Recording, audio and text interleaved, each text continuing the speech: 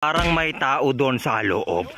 Diyan daw mayroong nakuwang mga ginto. Sabi nila, ito daw ginawa daw ng mga engkanto. At sabi daw nila, marami daw kababalagan na nangyayari. Unang pagkakataon nga na apasukin natin ito, pero nagpaalam naman tayo sa mga nakatira dito na magpasok-pasok tayo dito sa loob. Ang lalaki nga pala ng mga kahoy dito, alangan naman itayo, kuya. Tingnan nyo naman yung mga kahoy-kahoy na yan, mas matibay pa ang kapit niyan kaysa sa relasyon ng jowa mo sa iyo, diba?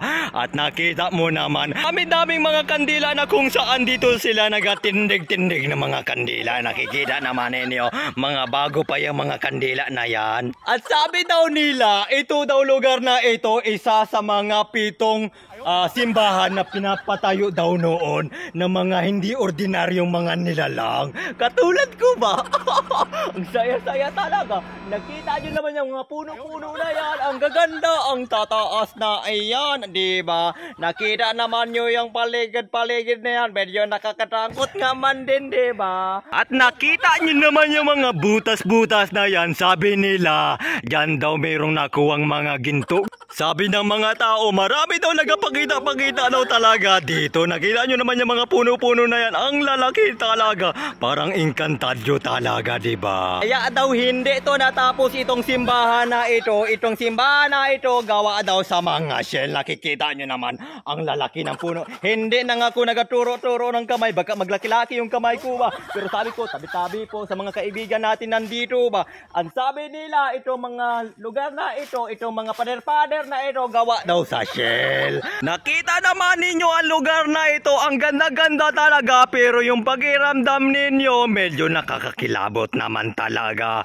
Mapapansin naman ninyo ang lalaki ng mga puno-puno. At dito nga naghahanap-hanap ako ng ebidensya. Nagatingin-tingin ako ng ebidensya. Baka meron tayong makita dahil ang mga tao diyan walang pinapalampas, diba? At sabi ng ilan, may nagapunta-punta daw dito, may nagadate-date daw dito, pero hindi daw nagatagal sa sobrang nilang takot ba? Kasi may nagalabas-labas daw dito ng mga nagalakad-lakad ng mga pare-pare at kung ano-ano na hindi naman nila nakikita talaga, as in natatakot lang sila ba? Nadadala lang sila ng mga emosyon nila ba? Ang saya-saya talaga. Kahit ako medyo nakilabot-kilabot na ako sa lugar na ito, pero dire-diretso lang tayo. Ito nga pala yung daan palabas ng pinto. Nakikita naman ninyo ay mga ugat pa lang ang lalaki na. Ang lalaki na ng mga ugat. Nakikita naman ninyo. Ang saya-saya talaga. At sigurado walang mga tao ang gustong umakyat dyan sa mga puno-puno na yan. Dahil alam ng lahat, sabi ng mga taong nagkatira dito sa lugar na ito, marami daw talaga mga kababalaghan na nangyayari dito. Hindi yung iniisip nyo, uy, kayo masyadong madumi ang mga otak-otak ninyo. Kung ano-anong pinag-iisip ninyo, ang pinuntahan ko lang talaga dito, mga lugar na kung saan very attractive, diba? Parang yung jowa ninyo, sobrang attractive, maraming naaakit. At dito nga niho, wala naman talaga akong nakitang mga ebidensya dahil mga balat na mga snowber lang ang nakita ko at walang balat na kung ano-ano. Napansin naman ninyo yung loob, diba? Ang ganda-ganda, diba? Kasing ganda ko. Nagtabi po nga ako dito sa mga puno na ito. Nakita naman ninyo, may mga butas-butas yung mga puno-puno. Hindi na ako nagaturo, mapahamak yung kamay ko ba? Tabi-tabi po sa lugar na ito. Ang saya-saya lang talaga pumunta dito sa lugar na kung saan talaga namang kikilabutan ka.